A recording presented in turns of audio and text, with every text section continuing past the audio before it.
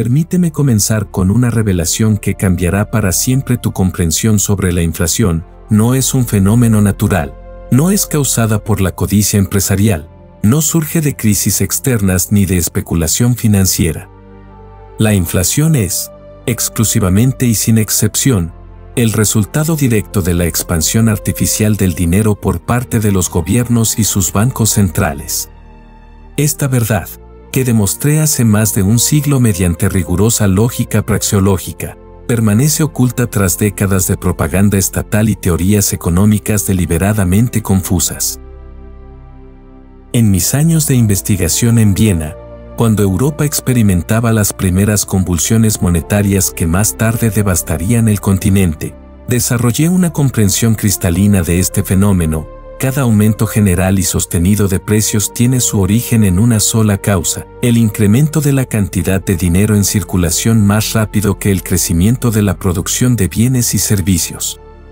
No existe excepción a esta ley económica, por más que políticos y economistas de corte keynesiano inventen explicaciones alternativas para justificar sus políticas destructivas. Lo que descubrirás en los próximos minutos no son opiniones económicas ni preferencias ideológicas, sino verdades lógicas derivadas de la naturaleza misma de la acción humana. Te mostraré por qué los gobiernos latinoamericanos han empleado sistemáticamente la inflación como un impuesto oculto, cómo este proceso destruye la estructura de precios que coordina la actividad económica, y por qué las teorías modernas sobre inflación de costos o inflación por expectativas son sofismas diseñados para confundir y ocultar la responsabilidad estatal en este fenómeno. Esta comprensión no es meramente académica.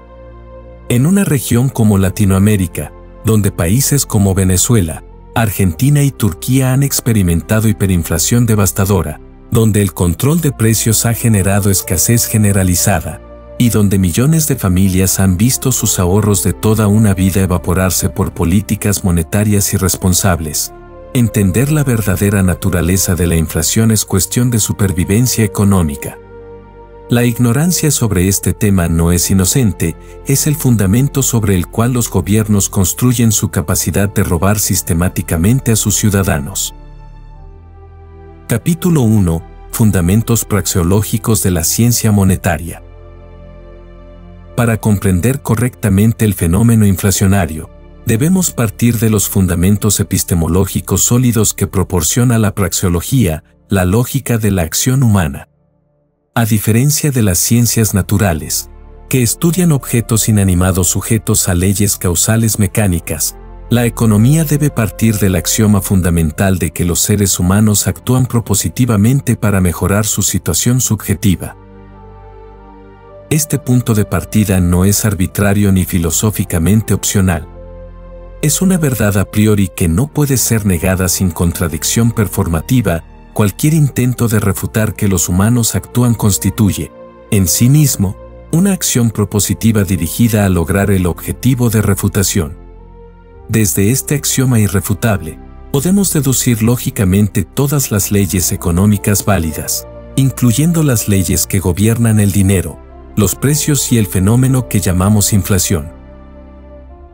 El dinero, contrario a lo que sugieren teorías modernas que lo tratan como una creación estatal, emerge espontáneamente del proceso de intercambio voluntario.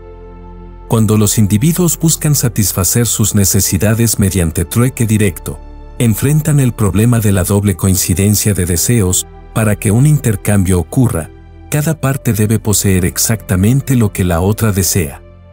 Esta dificultad lleva naturalmente a que ciertos bienes, por sus características particulares de durabilidad, divisibilidad, portabilidad y aceptación general, se conviertan gradualmente en medios de intercambio indirectos.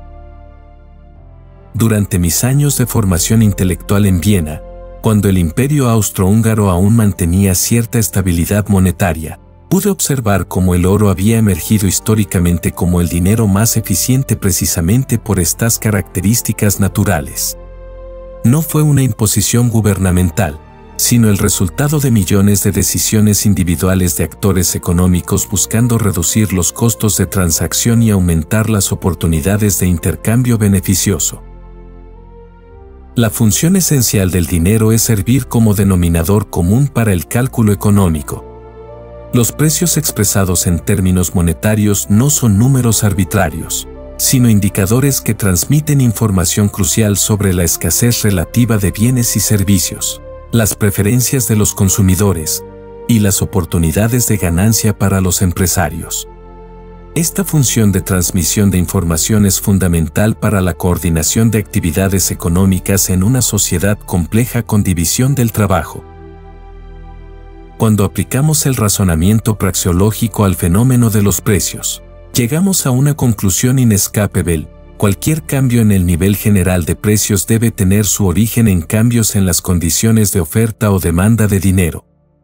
Dado que la demanda de dinero, la cantidad que las personas desean mantener en efectivo, cambia gradualmente y por razones específicas relacionadas con preferencias temporales y expectativas futuras, los cambios súbitos y generalizados en el nivel de precios solo pueden explicarse por alteraciones en la oferta monetaria.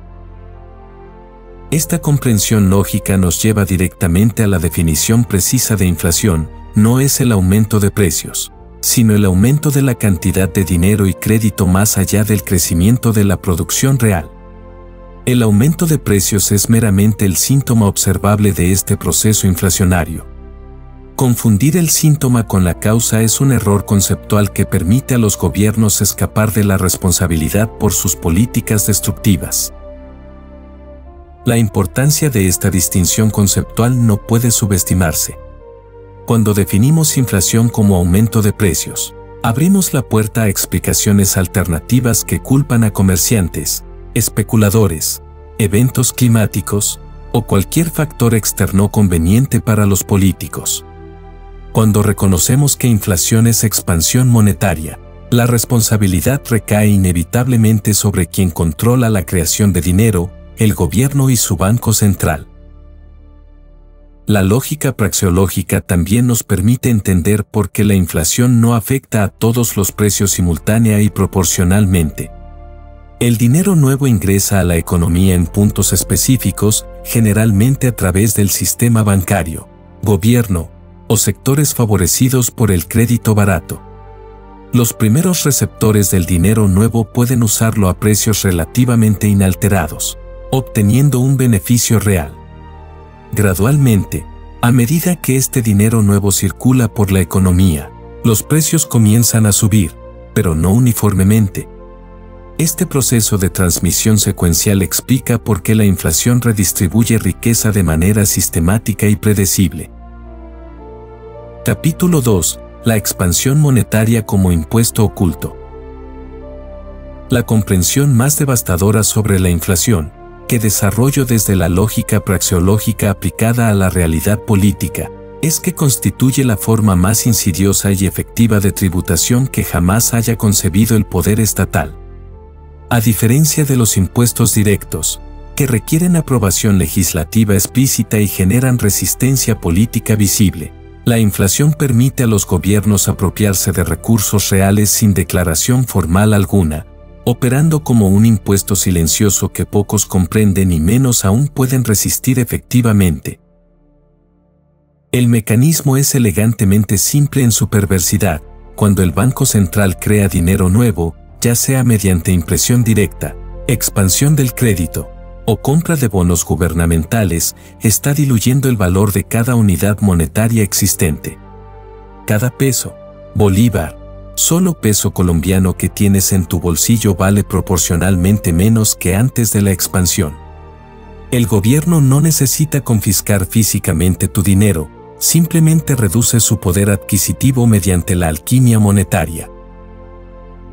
Durante mi experiencia observando la desintegración del sistema monetario austrohúngaro y posteriormente la catástrofe alemana de los años 20, pude documentar cómo este proceso opera en la práctica.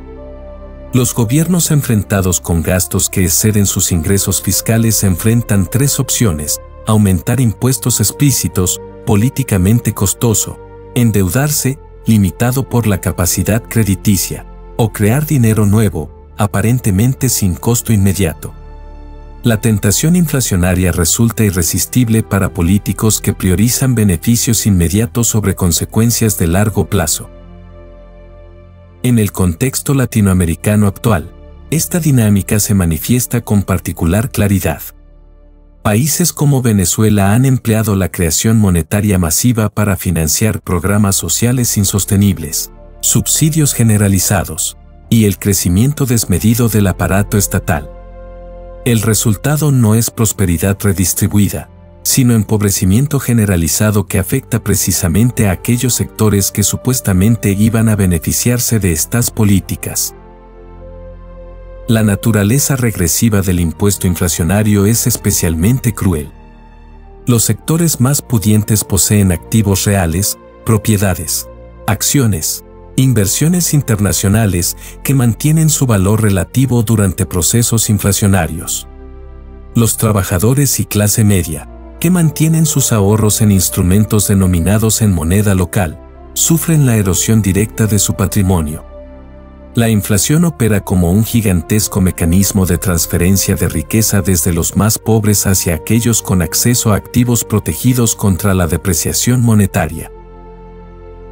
Pero la perversidad del sistema se extiende más allá de la mera redistribución. La inflación distorsiona sistemáticamente el sistema de precios que coordina la actividad económica. Los precios relativos, que en un mercado libre reflejan la escasez relativa y las preferencias de los consumidores, se vuelven señales confusas que inducen errores sistemáticos en la asignación de recursos. Los empresarios, enfrentados con precios artificialmente alterados, toman decisiones de inversión basadas en información distorsionada, generando malinversiones que eventualmente requieren corrección dolorosa. El proceso también genera lo que he denominado ilusión monetaria, la tendencia de las personas a confundir cambios en precios nominales con cambios en riqueza real.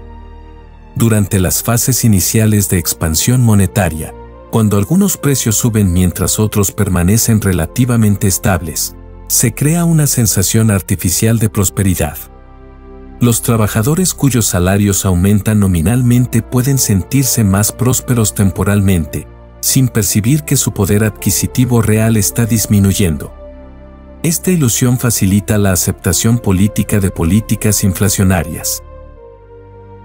Los gobiernos explotan deliberadamente esta confusión temporal. Pueden señalar el crecimiento nominal del PIB, los incrementos salariales nominales, o la reducción aparente del peso real de la deuda pública como evidencia del éxito de sus políticas. Mientras tanto, la capacidad productiva real de la economía se ve erosionada por las distorsiones sistemáticas que la inflación introduce en el cálculo económico.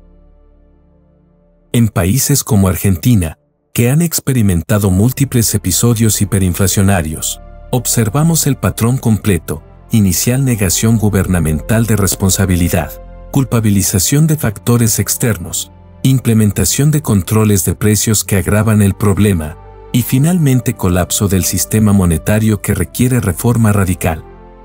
Este ciclo se repite porque la lógica política del corto plazo favorece sistemáticamente las soluciones inflacionarias sobre las reformas estructurales necesarias. La tragedia es que este conocimiento no es esotérico ni técnicamente complejo. La relación entre expansión monetaria e inflación es tan directa como la relación entre aumentar la cantidad de agua en un recipiente y el aumento del nivel del líquido.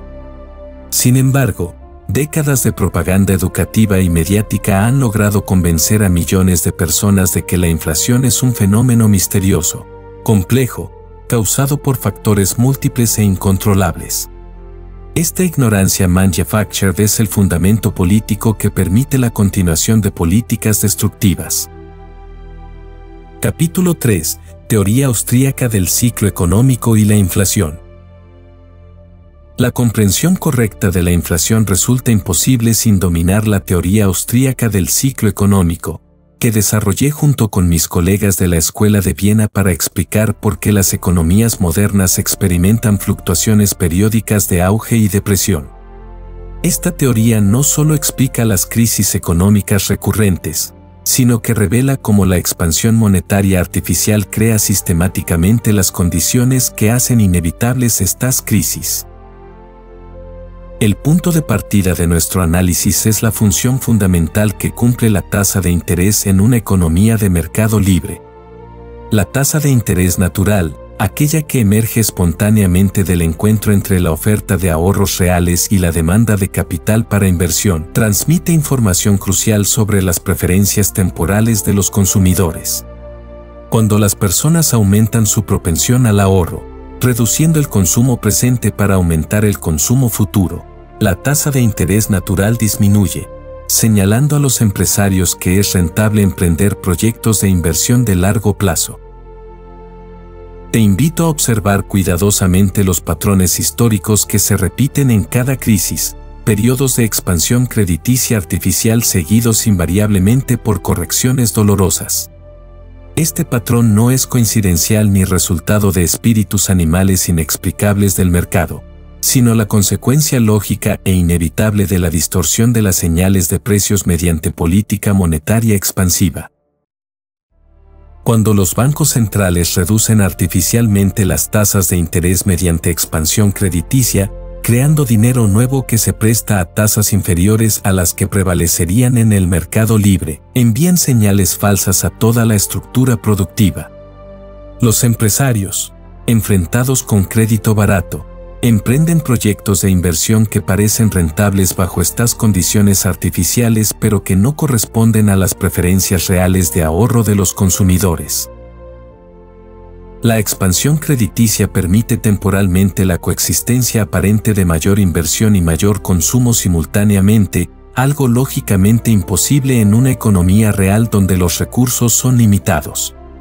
El dinero nuevo creado artificialmente permite a algunos actores económicos adquirir recursos reales sin que otros hayan renunciado a ellos mediante ahorro genuino. Esta situación insostenible constituye la esencia de lo que denominamos el boom artificial. Durante mis años observando las convulsiones económicas europeas, pude documentar cómo este proceso se desarrolla con precisión matemática. Los sectores más alejados del consumo final, industrias de bienes de capital, construcción, tecnología de largo plazo, experimentan expansión desproporcionada durante la fase de boom artificial. Estos sectores son más sensibles a cambios en las tasas de interés porque sus proyectos requieren periodos más largos para generar retornos, haciendo que pequeñas variaciones en el costo del capital produzcan grandes cambios en su rentabilidad aparente. Simultáneamente, la expansión monetaria comienza a ejercer presión al alza sobre los precios de consumo. Inicialmente, este aumento puede ser gradual y focalizado, pero inevitablemente se generaliza a medida que el dinero nuevo circula por toda la economía. Los bancos centrales enfrentan entonces una disyuntiva fatal: continuar la expansión crediticia para sostener el boom artificial, risking hiperinflación, o permitir que las tasas de interés suban a niveles que reflejen la escasez real de capital, precipitando la crisis de malinversiones. La fase de corrección, el bust, es la economía intentando restablecer la coordinación entre producción y consumo que la expansión artificial había distorsionado. Los proyectos de inversión iniciados durante el boom artificial se revelan como no rentables cuando enfrentan las condiciones reales de escasez de capital y preferencias temporales genuinas de los consumidores. El resultado son quiebras empresariales, desempleo en sectores sobreexpandidos y contracción económica general. Esta comprensión revela por qué los intentos gubernamentales de estimular la economía durante las recesiones mediante mayor expansión monetaria no solo fracasan en generar recuperación sostenible, sino que preparan las condiciones para crisis futuras aún más severas. Cada ronda de estímulo artificial perpetúa y amplifica las distorsiones estructurales que causaron la crisis original. En el contexto latinoamericano, hemos observado este patrón repetirse con frecuencia devastadora. Brasil en los años 80, México en 1994, Argentina en 2001, Venezuela en la última década, cada crisis siguió el guión predecible de expansión crediticia artificial. boom insostenible, intentos de prolongar el boom mediante mayor expansión, y finalmente colapso económico y monetario. La tragedia es que estas crisis son completamente evitables. Una política monetaria sólida, basada en dinero real sin posibilidad de expansión artificial, eliminaría las fluctuaciones cíclicas violentas que caracterizan a las economías modernas. Los ajustes económicos seguirían ocurriendo, pero serían graduales y coordinados por el sistema de precios, no traumáticos y disruptivos como resultan cuando se acumulan distorsiones durante años de política monetaria irresponsable. La resistencia a aceptar esta explicación proviene de que implica una crítica fundamental a la institución del Banco Central y al sistema monetario fiduciario moderno. Reconocer que los bancos centrales causan los problemas que pretenden resolver requiere una reconsideración radical de todo el marco institucional de la política económica moderna. Pero esta reconsideración es precisamente lo que necesita Latinoamérica para escapar del ciclo interminable de crisis inflacionarias y estancamiento económico. Capítulo 4. Crítica sistemática a las teorías inflacionarias fallaces. La persistencia de teorías erróneas sobre las causas de la inflación no es accidental ni inocente. Estas explicaciones alternativas sirven propósitos políticos específicos: absolver a los gobiernos de responsabilidad por las consecuencias de sus políticas monetarias destructivas y crear justificaciones intelectuales para mayor intervención estatal en la economía. Mi obligación como científico económico es desmantelar sistemáticamente estas falacias para restaurar la claridad conceptual necesaria para políticas económicas racionales.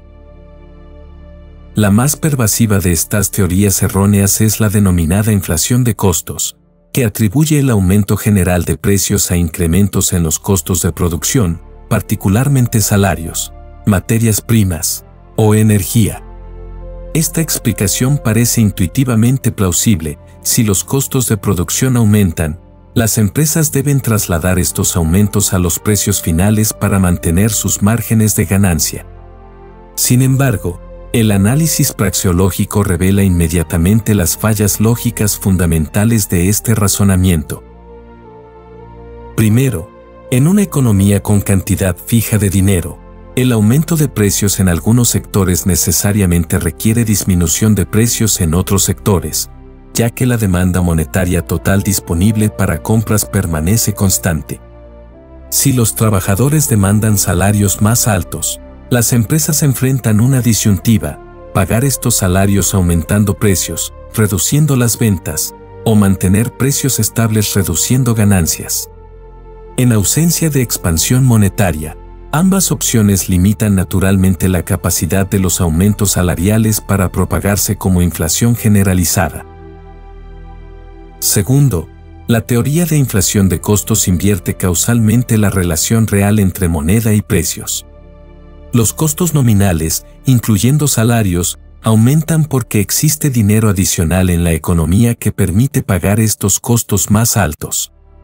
Sin expansión monetaria previa, los trabajadores no tendrían poder de negociación real para demandar aumentos salariales sistemáticos que excedan el crecimiento de productividad, porque las empresas simplemente no tendrían los recursos monetarios para pagarlos. La falacia de inflación por expectativas representa otro sofisma intelectual particularmente popular entre economistas keynesianos y monetaristas. Según esta teoría, la inflación se autoperpetúa porque las expectativas de inflación futura inducen comportamientos que materializan esas expectativas. Trabajadores demandan aumentos salariales anticipándose a la inflación, empresas aumentan precios preventivamente, y consumidores aceleran compras esperando precios más altos futuros. Nuevamente, el análisis lógico riguroso revela la circularidad viciosa de este razonamiento. Las expectativas racionales de inflación no surgen espontáneamente en el vacío, sino de la observación de políticas monetarias expansivas pasadas y presentes. Los agentes económicos aprenden a anticipar inflación porque observan que los bancos centrales sistemáticamente responden a crisis económicas, presiones políticas o necesidades fiscales gubernamentales mediante creación monetaria. Las expectativas son efecto, no causa, de las políticas inflacionarias. Además, en una economía con dinero sólido y oferta monetaria estable, las expectativas de inflación generalizada serían irracionales y autolimitantes. Si algunos sectores intentaran aumentar precios anticipándose a una inflación que no tiene fundamento monetario real, enfrentarían rápidamente resistencia de consumidores que simplemente no tendrían dinero adicional para pagar precios más altos en todos los sectores simultáneamente. La teoría de inflación estructural, particularmente popular en círculos económicos latinoamericanos, constituye quizás la más perniciosa de estas explicaciones fallaces porque combina observaciones parcialmente correctas sobre rigideces institucionales con conclusiones causales completamente erróneas. Esta teoría atribuye la inflación crónica en países en desarrollo a características estructurales como concentración industrial, inelasticidad de la oferta agrícola, dependencia de importaciones o distribución desigual del ingreso. Es cierto que estas características pueden afectar la velocidad y patrones de transmisión de la inflación monetaria, pero no pueden causarla.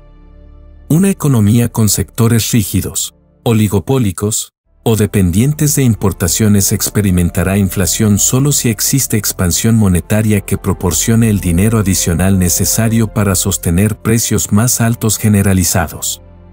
Las rigideces estructurales pueden hacer que la inflación se manifieste más rápidamente en algunos sectores y más lentamente en otros, pero no pueden crear inflación a partir de la nada. La popularidad de la teoría estructural en Latinoamérica no es coincidental. Proporciona una explicación conveniente que culpa a factores aparentemente externos y técnicos por problemas que en realidad resultan de décadas de política monetaria irresponsable. Permite a los gobiernos presentarse como víctimas de circunstancias estructurales adversas en lugar de perpetradores de políticas destructivas, y justifica intervenciones adicionales, controles de precios, subsidios, regulaciones que invariablemente agravan los problemas que pretenden resolver. El análisis cuidadoso de episodios hiperinflacionarios en la región revela que los factores estructurales permanecieron relativamente constantes mientras las tasas de inflación variaron dramáticamente en función de cambios en política monetaria. Venezuela tenía la misma dependencia petrolera, la misma concentración industrial y la misma distribución del ingreso durante décadas de relativa estabilidad monetaria que durante el colapso hiperinflacionario reciente. La diferencia crucial fue el abandono de la disciplina monetaria en favor de financiamiento inflacionario masivo del gasto público. Finalmente, debemos abordar la teoría de inflación importada, que atribuye aumentos de precios domésticos a factores externos como fluctuaciones en precios internacionales de commodities, devaluaciones de socios comerciales o crisis económicas globales. Si bien cambios en precios relativos internacionales ciertamente afectan términos de intercambio y pueden requerir ajustes en economías abiertas, estos cambios no constituyen inflación en el sentido riguroso del término. En un sistema monetario sólido, el aumento de precios de algunos bienes importados se compensaría con disminución de precios de otros bienes domésticos, ya que la cantidad total de dinero disponible para compras permanecería constante. La inflación importada solo puede materializarse como aumento generalizado de precios si el Banco Central monetiza estos shocks externos mediante expansión crediticia, validando los aumentos de precios nominales en lugar de permitir los ajustes relativos que restaurarían el equilibrio económico. Capítulo 5. Historia monetaria y lecciones inflacionarias. Mi comprensión sobre la inflación no emerge de especulación teórica abstracta, sino del análisis riguroso de la evidencia histórica que he tenido el privilegio de observar directamente durante décadas de convulsión monetaria europea, combinado con el estudio sistemático de episodios inflacionarios que han devastado economías a lo largo de la historia humana. Esta evidencia empírica confirma invariablemente las predicciones derivadas del análisis praxeológico, Toda inflación significativa resulta de políticas gubernamentales de expansión monetaria, y sus consecuencias siguen patrones predecibles que la teoría austríaca anticipa con precisión. Durante mis años formativos en Viena, el imperio austrohúngaro mantenía cierta estabilidad monetaria basada en el patrón oro, que proporcionaba una disciplina automática contra tendencias inflacionarias. Sin embargo, las presiones fiscales crecientes de mantener una estructura imperial compleja, combinadas con las tensiones geopolíticas que culminarían en la Primera Guerra Mundial, ya generaban tentaciones de abandonar esta disciplina monetaria en favor de expedientes fiscales de corto plazo. La guerra proporcionó la justificación política para el abandono masivo del patrón oro por parte de las principales potencias europeas. Los gobiernos, enfrentados con gastos militares que excedían enormemente su capacidad de recaudación fiscal normal, recurrieron sistemáticamente a la creación monetaria como medio de financiamiento. Este experimento natural a escala continental proporcionó evidencia devastadora sobre las consecuencias de liberar a los gobiernos de restricciones monetarias. Los resultados fueron exactamente los que la teoría austríaca predecía.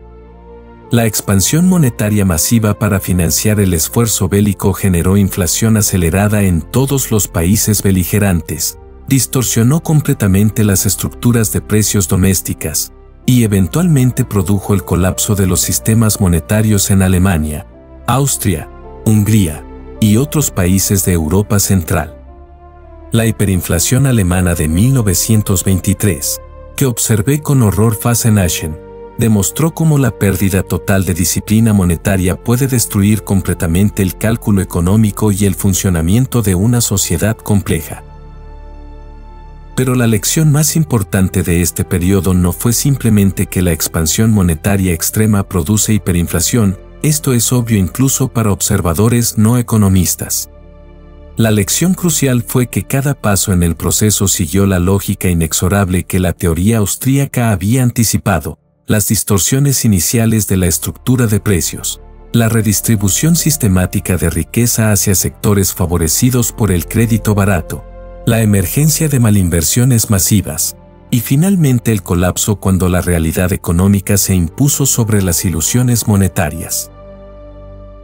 El periodo de entreguerras proporcionó evidencia adicional cuando los intentos de restaurar la estabilidad mediante regreso al patrón oro fracasaron por falta de disciplina política real. Los gobiernos europeos, habiendo probado las ventajas de corto plazo del financiamiento inflacionario, resistieron sistemáticamente las restricciones que un patrón oro genuino habría impuesto sobre sus políticas fiscales y monetarias. El resultado fue inestabilidad crónica que culminó en la Gran Depresión y el abandono definitivo de cualquier vestigio de dinero sólido. La experiencia estadounidense durante el siglo XX proporcionó confirmación adicional de estos patrones. La creación de la Reserva Federal en 1913 eliminó las restricciones automáticas que el patrón oro había impuesto sobre la expansión crediticia. Los periodos de expansión monetaria, durante las dos guerras mundiales, durante los experimentos keynesianos de los años 60 y 70, produjeron invariablemente inflación, distorsiones económicas y eventualmente crisis que requerían correcciones dolorosas.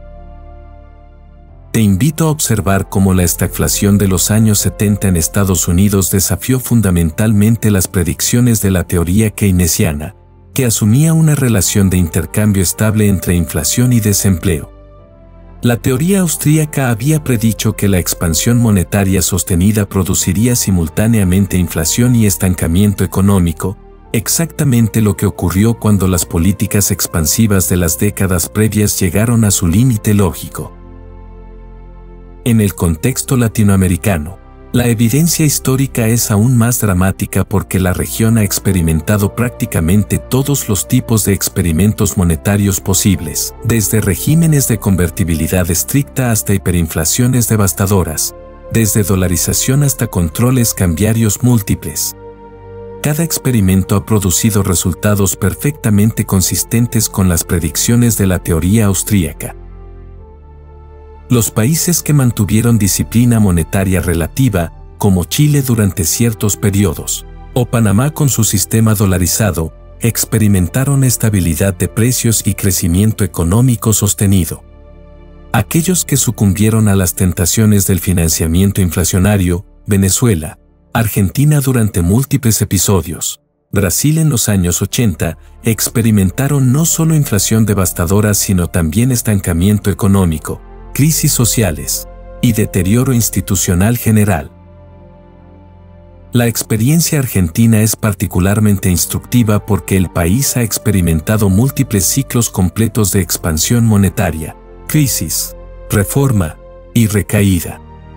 Cada ciclo siguió el mismo patrón: presiones fiscales llevan a expansión monetaria, inflación inicial genera ilusión de prosperidad, distorsiones se acumulan hasta hacer insostenible el sistema, crisis económica fuerza reformas temporales.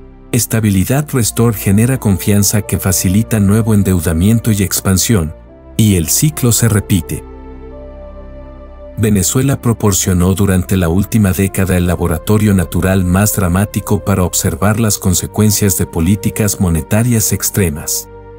La expansión monetaria masiva para financiar el socialismo del siglo XXI produjo exactamente los resultados que la teoría austríaca predijo: inflación acelerada, escasez generalizada, colapso del cálculo económico, emigración masiva y finalmente desintegración social general. Ningún factor externo, ni sanciones internacionales, ni corrupción administrativa, ni dependencia petrolera, puede explicar esta devastación mejor que el simple hecho de que el gobierno destruyó sistemáticamente su propio sistema monetario. La evidencia histórica también revela que los controles de precios, invariablemente implementados como supuesta solución a la inflación, agravan sistemáticamente los problemas que pretenden resolver. Cada país que ha intentado combatir inflación mediante controles ha experimentado escasez, mercados negros, deterioro de calidad y eventualmente el colapso de los controles mismos. Esta evidencia es tan uniforme que constituye una ley empírica tan sólida como cualquier ley de las ciencias naturales. Capítulo 6. Controles de precios. La ilusión destructiva. El análisis de los controles de precios como supuesta solución al problema inflacionario requiere exposición detallada porque representan no solo un error técnico de política económica, sino la manifestación de una incomprensión fundamental sobre el funcionamiento del orden de mercado y el papel coordinador que cumplen los precios en una economía compleja.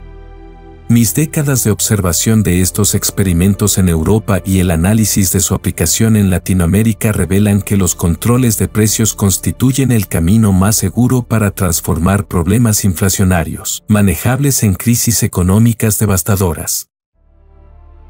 La lógica política que impulsa los controles de precios es superficialmente atractiva si la inflación consiste en aumento de precios. La solución aparente es prohibir estos aumentos mediante decreto gubernamental. Esta lógica refleja la mentalidad intervencionista que confunde síntomas con causas y asume que los fenómenos económicos pueden manipularse mediante voluntad política sin considerar las consecuencias lógicas de estas intervenciones sobre el comportamiento de los actores económicos. Los precios en una economía de mercado libre no son números arbitrarios fijados caprichosamente por comerciantes codiciosos, sino indicadores que transmiten información esencial sobre escasez relativa, costos de producción y urgencia de demandas de los consumidores. Cuando un precio sube en un mercado libre, esta señal informa a todos los participantes que ese bien se ha vuelto relativamente más escaso y valioso, incentivando simultáneamente mayor producción y uso más cuidadoso del bien en cuestión.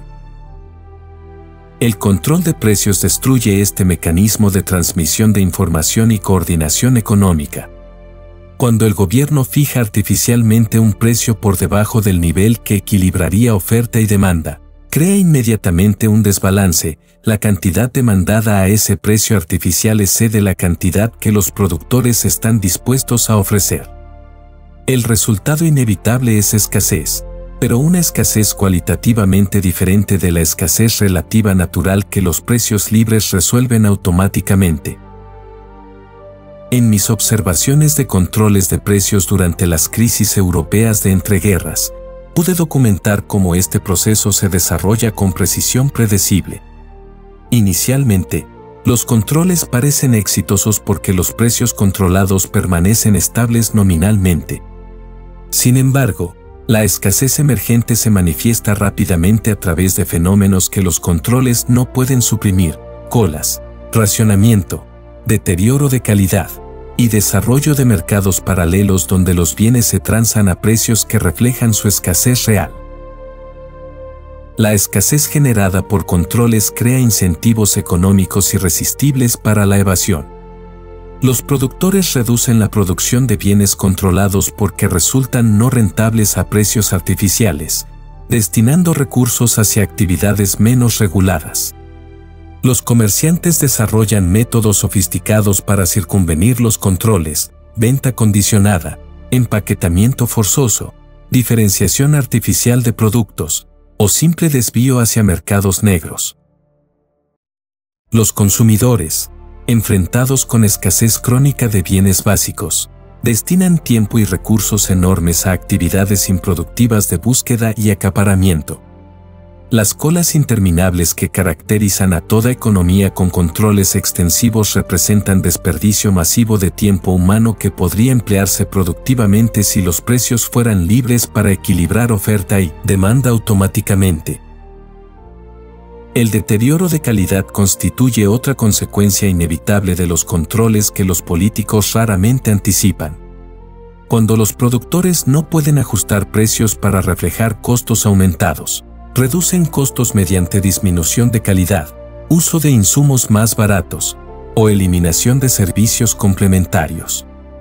El resultado es que los consumidores aparentemente pagan precios estables por bienes que son progresivamente peores, constituyendo una forma oculta de inflación que los controles no solo no previenen sino que incentivan activamente.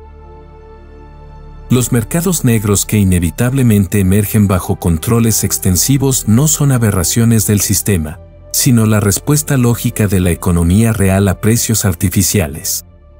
Estos mercados, aunque técnicamente ilegales, proporcionan la función económica esencial de permitir intercambios mutuamente beneficiosos a precios que reflejan condiciones reales de oferta y demanda. La ironía es que mientras más exitosos son los controles en reprimir precios oficiales, más prósperos se vuelven los mercados paralelos. La experiencia latinoamericana con controles de precios proporciona evidencia particularmente rica sobre estas dinámicas porque la región ha experimentado prácticamente todas las variantes posibles de estos esquemas. Venezuela bajo el chavismo implementó uno de los sistemas de controles más extensivos de la historia moderna, aplicando precios fijos a miles de productos básicos. Los resultados siguieron exactamente el patrón que la teoría austríaca predice: escasez generalizada, mercados negros florecientes, deterioro de calidad y finalmente colapso del sistema productivo formal.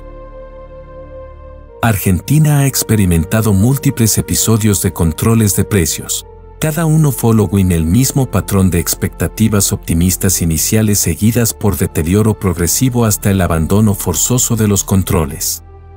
Los controles implementados durante el gobierno de los Kirchner para combatir inflación resultaron en escasez de productos básicos, distorsiones masivas en la estructura productiva y eventualmente mayor inflación cuando los controles se volvieron insostenibles.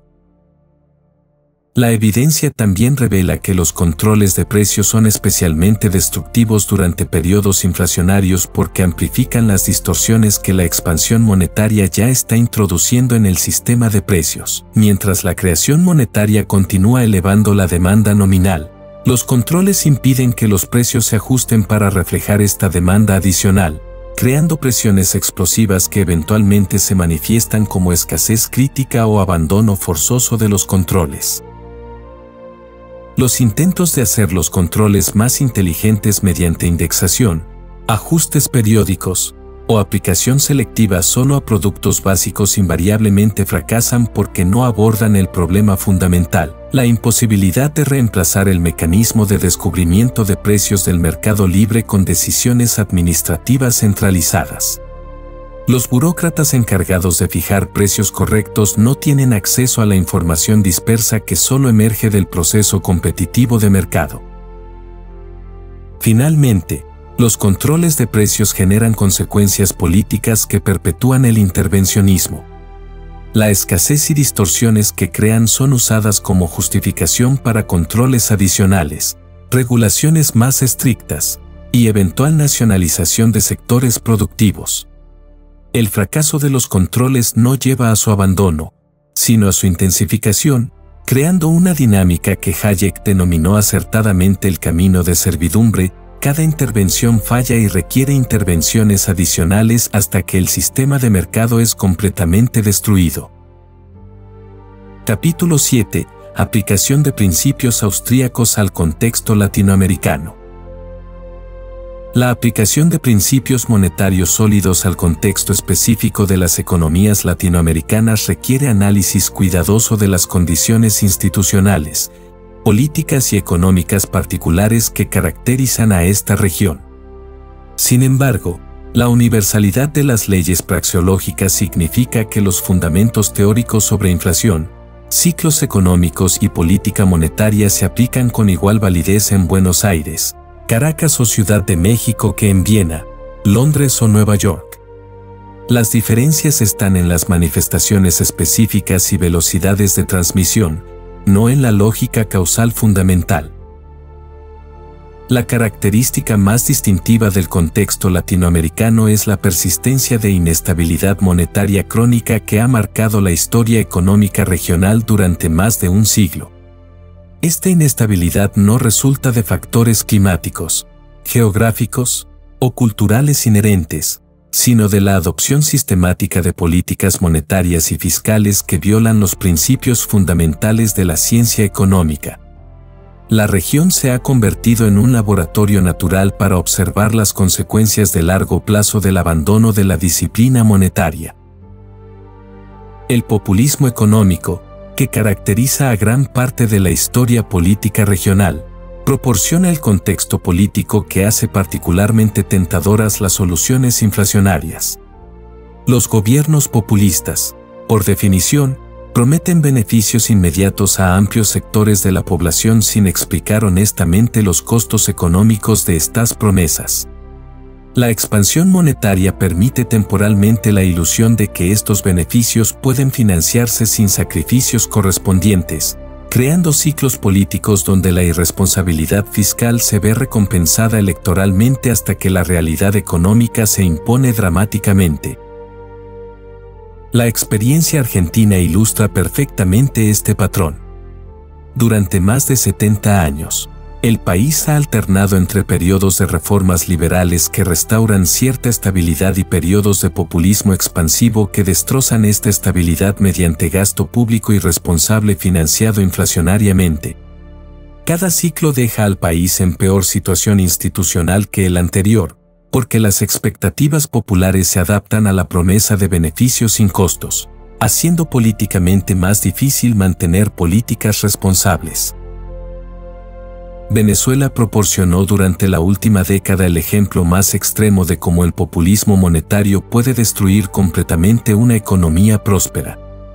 El país que tenía las reservas petroleras más grandes del mundo y una clase media relativamente próspera se sumió en hiperinflación, escasez generalizada y colapso institucional a través de políticas que seguían exactamente la lógica populista: usar recursos petroleros y creación monetaria masiva para financiar programas sociales expansivos sin consideración de sostenibilidad económica. El contexto de economías dependientes de commodities agrega complejidades específicas que los principios austríacos pueden iluminar. Durante periodos de precios altos de materias primas, estos países experimentan ingresos fiscales extraordinarios que crean la ilusión de prosperidad permanente. Los gobiernos típicamente responden aumentando el gasto público estructural y asumiendo compromisos de largo plazo basados en ingresos temporalmente elevados. Cuando los precios de commodities inevitablemente caen, los gobiernos enfrentan déficits masivos que intentan financiar mediante creación monetaria, iniciando ciclos inflacionarios. La teoría austríaca predice que estas fluctuaciones en términos de intercambio deberían manejarse mediante ajustes en precios relativos y modificaciones en la estructura productiva, no mediante expansión o contracción monetaria compensatoria. Los países que han mantenido disciplina monetaria durante ciclos de commodities, como Chile durante ciertos periodos, han experimentado fluctuaciones económicas mucho menos severas que aquellos que han intentado suavizar estos ciclos mediante política monetaria activa. Las economías informales extensivas que caracterizan a muchos países latinoamericanos presentan desafíos adicionales para la aplicación de políticas monetarias. Sin embargo, el análisis austríaco sugiere que la informalidad es en gran medida una respuesta racional a regulaciones excesivas, impuestos confiscatorios y inestabilidad institucional.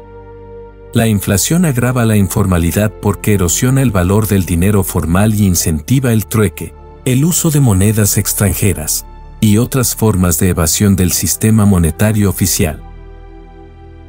La experiencia con dolarización en países como Ecuador y Panamá proporciona evidencia valiosa sobre los beneficios de renunciar voluntariamente a la capacidad de crear dinero doméstico. Estos países han experimentado estabilidad de precios significativamente mayor que sus vecinos con monedas nacionales, confirmando la predicción austríaca de que la disciplina monetaria automática produce mejores resultados que la discreción de los bancos centrales. Sin embargo, la dolarización formal no es la única alternativa para países que buscan escapar de ciclos inflacionarios crónicos. El establecimiento de reglas monetarias estrictas, la independencia real del Banco Central, o incluso la competencia de monedas pueden proporcionar disciplina similar. Lo crucial no es el mecanismo específico, sino el principio de limitar la capacidad gubernamental de financiar gastos mediante creación monetaria.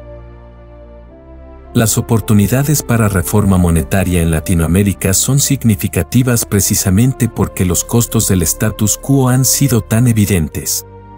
Países que han experimentado hiperinflación múltiple, como Argentina, tienen poblaciones que comprenden intuitivamente los peligros de la irresponsabilidad monetaria. Esta comprensión popular puede traducirse en apoyo político para reformas que en países con experiencia inflacionaria menos dramática serían políticamente imposibles. La tecnología moderna también ofrece herramientas nuevas para implementar principios monetarios austríacos. Las criptomonedas con oferta fija, los sistemas de pagos descentralizados y las plataformas de intercambio internacional reducen los costos de adoptar alternativas al dinero fiduciario nacional. El Salvador's adoption of Bitcoin as legal tender represents an experiment in applying hard money principles using modern technology. La integración económica regional podría facilitar la transición hacia sistemas monetarios más estables mediante competencia de monedas o adopción coordinada de reglas monetarias estrictas.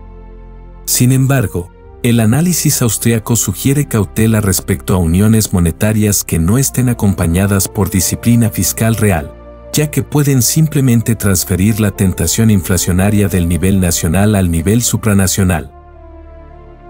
El elemento más importante para el éxito de reformas monetarias en Latinoamérica es el desarrollo de comprensión intelectual sobre los principios económicos correctos.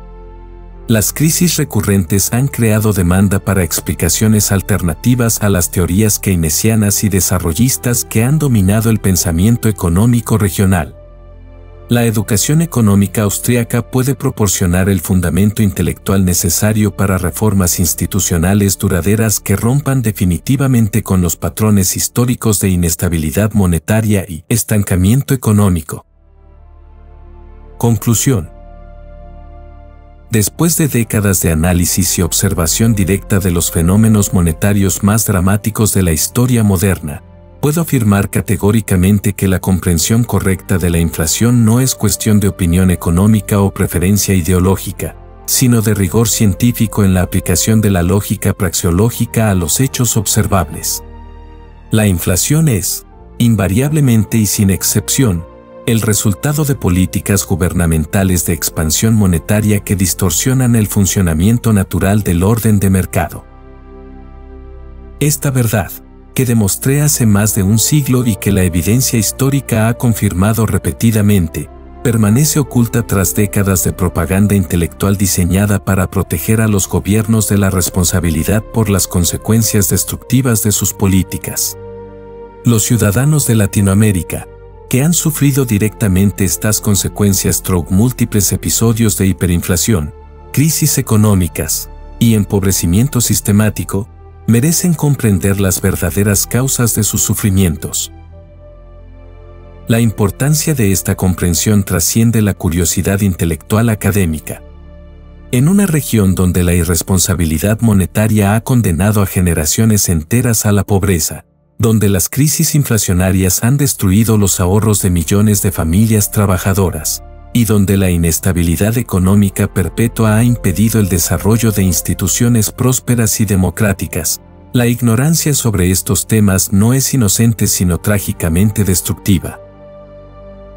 La aplicación de principios monetarios sólidos, basados en la comprensión correcta de la naturaleza del dinero, los precios y el cálculo económico, ofrece la única esperanza real para que los países latinoamericanos escapen de los ciclos interminables de crisis y estancamiento que han caracterizado su historia económica.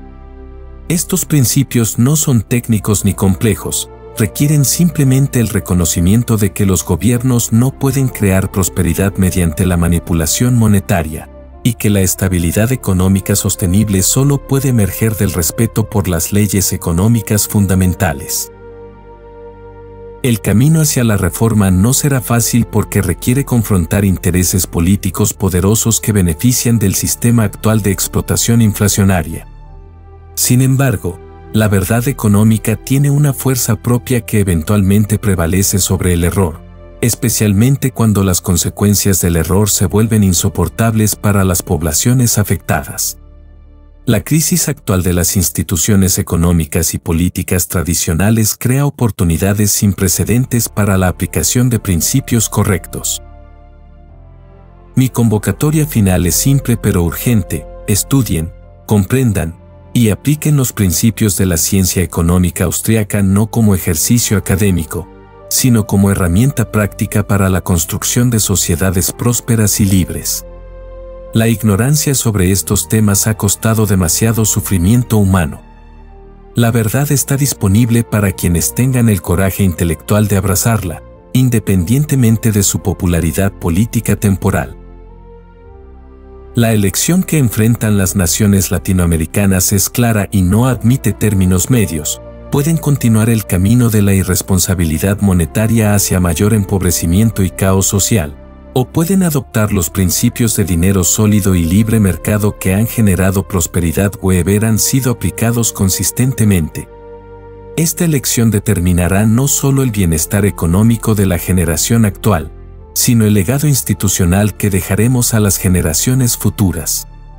La historia no perdona la ignorancia voluntaria sobre verdades económicas fundamentales cuando las consecuencias de esta ignorancia son predecibles y devastadoras.